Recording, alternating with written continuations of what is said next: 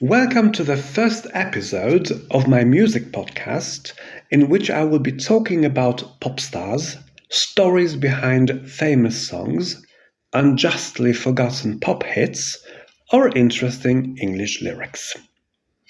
In today's episode, I will be talking about a German singer, Thomas Anders, who is mainly associated as a singer of the band Modern Talking. And he is known for such hits as You're My Heart, You're My Soul, Sherry Sherry Lady, Brother Louie, Geronimo's Cadillac, Jet Airliner, or Atlantis is Calling. In today's episode, however, I won't focus on Thomas Anders' activities in this band, but I will try to explore his lesser-known side, especially to listeners who aren't normally interested in his work or who associate him only with a few Modern Talking hits. I will say a few words about his solo music activities, and I will also mention other interesting music projects he has participated in so far. Thomas Anders, or actually Bernd Weidung, is a singer who has recorded more than 500 songs. As a solo artist, he has released more than a dozen albums, and he has recorded tens of singles, including several in duets, which I will also mention in today's podcast. When German, Austrian, or Swiss media talk about Thomas Anders, they very often use the German adjective bodenständig. This adjective refers to a person who stands very firmly on the ground. This is due to the fact that Thomas Anders, despite his enormous success with Modern Talking, let me remind you that the band has sold more than 125 million records worldwide, has never been involved in any moral, drug, or alcohol scandals. In the media, he is perceived as an extremely likable person, whether one likes his work or not. He's a person who's always smiling, well prepared for interviews, well dressed. In other words, we could say a man with class.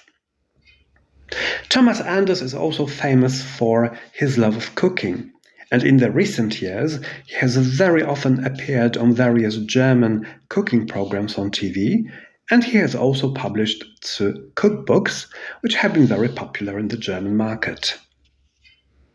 Thomas Anders is also a person who has his own brand of wine and cooking spices. He was born near Koblenz, and despite his worldwide career, he has never left the city.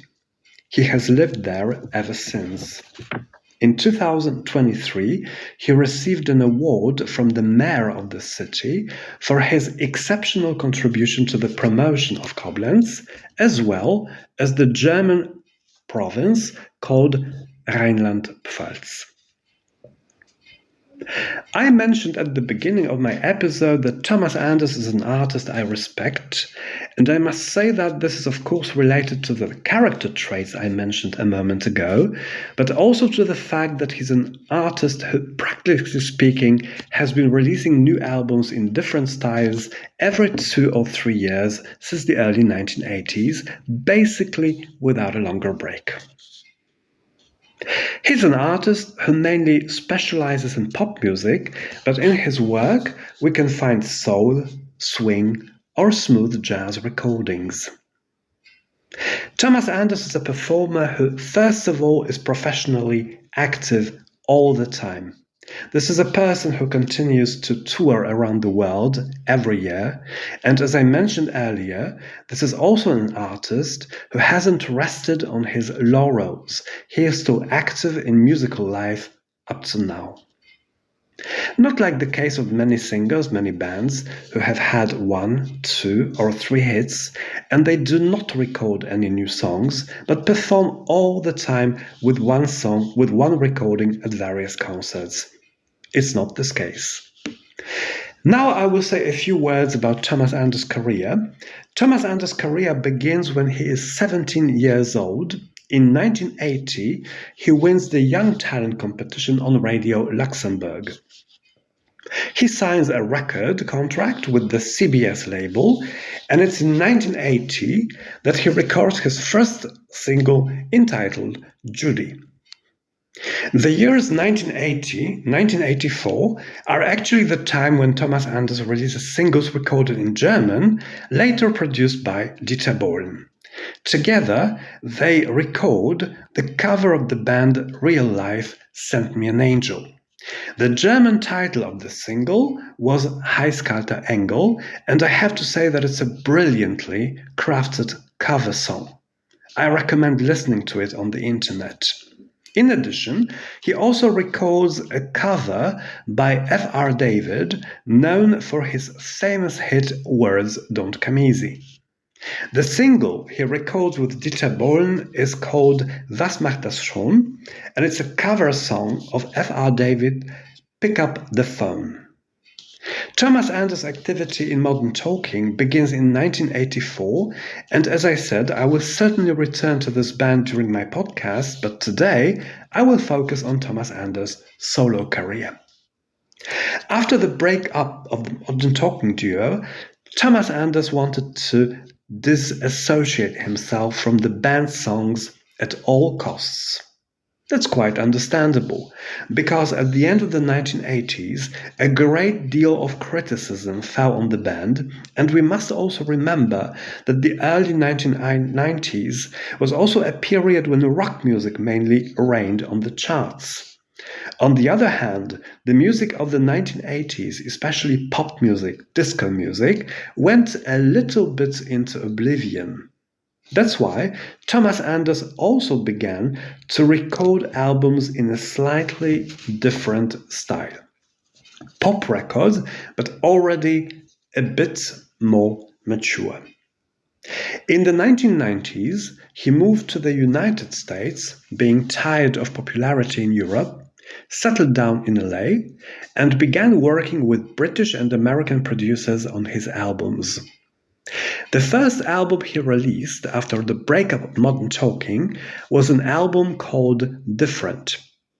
It was released in 1989, and it was produced by British producer Gus Dudgeon, known mainly for his work with Elton John. The album also features production by Alan Tarney, who in turn was known for producing a-ha's albums, including their famous hit Take On Me. The album Different is, in my opinion, amazing, mature pop. I often return to this album, I often listen to this album, and I strongly recommend it. I also recommend the second album, Whispers, which was released in 1991. This album was promoted by the single The Sweet Hello, The Sad Goodbye, and it was a single written for Thomas Anders by Per Gessle of the band Roxette. In the 1990s, Thomas Anders released a total of 7 solo albums, including 5 pop albums, 1 soul album called Souled, and a smooth jazz album called Live Concert, which is a recording of a live jazz concert. One of the most interesting albums is Barcos de Cristal. Barcos de Cristal is the only Thomas Anders album recorded entirely in Spanish. It contains covers of his solo recordings. It's worth a peek, especially recommended for those of you who have never heard this performer sing in Spanish. It's an album that was made for the South American market. As I said before, Thomas Anders also performed in several duets in the 1990s. One of these was a duet with Glenn Medeiros. He recorded the single Standing Alone with him. Glenn Medeiros is a singer who was mostly known for his one hit in the 1980s, Nothing's Gonna Change My Love for You. In addition, Thomas Anders also recorded singles with the Pointer Sisters, a band best known for the song I'm So Excited, and one single with American band The 3 Degrees. The title of this single is When Will I See You Again? The albums of the 1990s, however, didn't bring Thomas Anders much success, but I think this is not related to the fact that these albums lacked good recordings. As I mentioned earlier, many of them contain interesting songs. It seems to me that Thomas Anders was too much associated with modern talking at that time. He moved away from the style in the 1990s.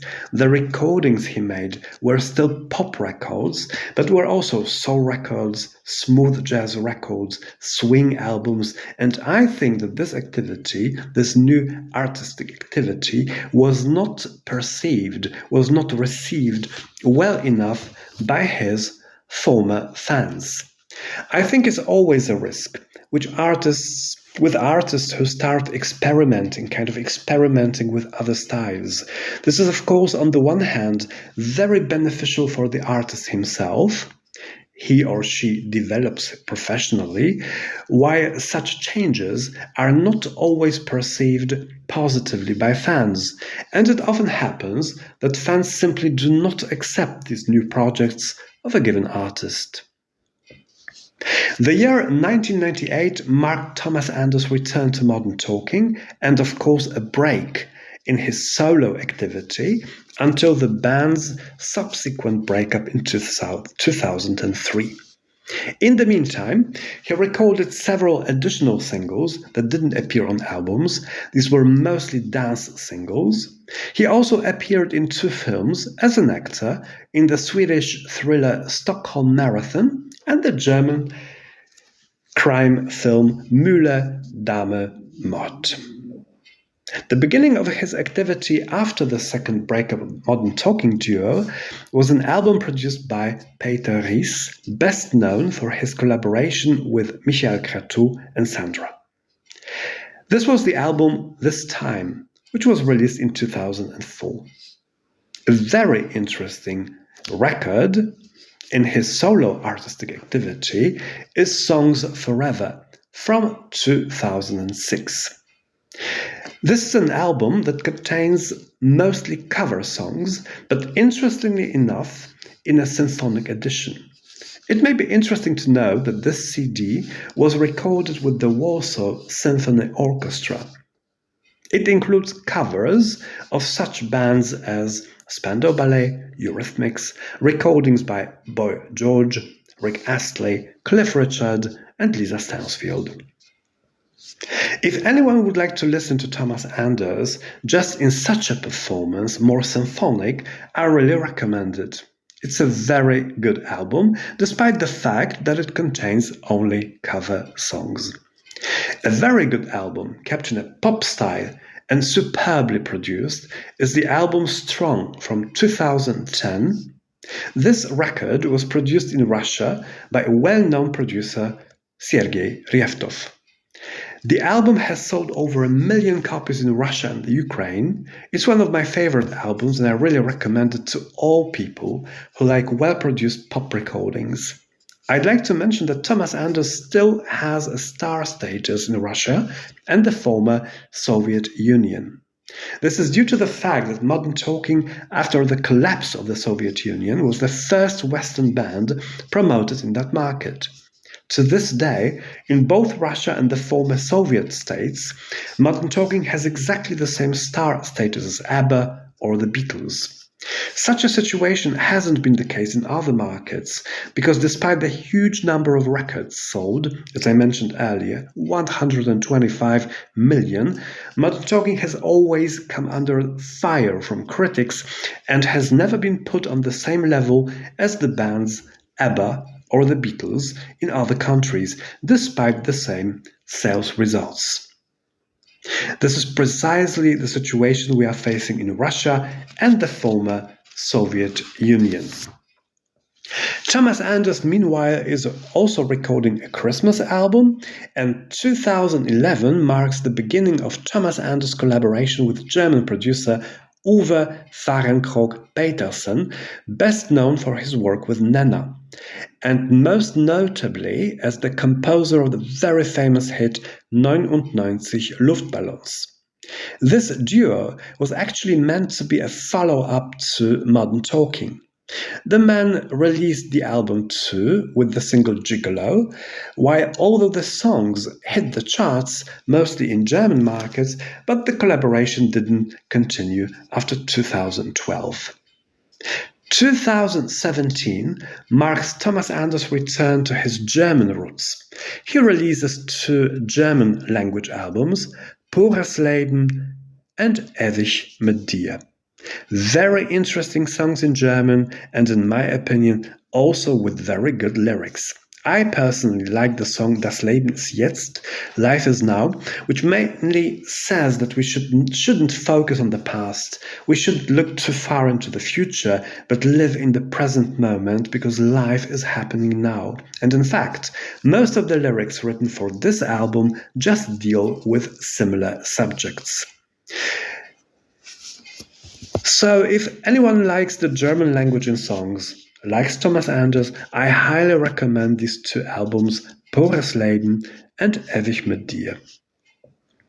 In 2020, Thomas Anders is already starting to collaborate with German producer Christian Geller and is also starting to collaborate with the well-known German singer who sings so-called Deutsche Schlager, Florian Silbereisen. And in fact, it's with this singer that Thomas Anders has been very successful in the German market so far. The albums are selling brilliantly. The singles are hitting the top charts of Austria, Switzerland, Germany, which means we can say that Thomas Anders in the German repertoire has found himself brilliantly after the break. And the year 2025 is a real treat for fans of Modern Talking, because Thomas Anders, together with his producer Christian Geller, decided to release all of the 6 Modern Talking albums from the 1980s, recording them entirely in new arrangements. A very interesting idea. As far as the evaluations of the project itself are concerned, they are of course very different. Some people think that there is no need to re-record those famous songs from the 80s. Others think that it's a fantastic return to the 80s. I mentioned earlier that Thomas Anders performed numerous duets in the 1990s.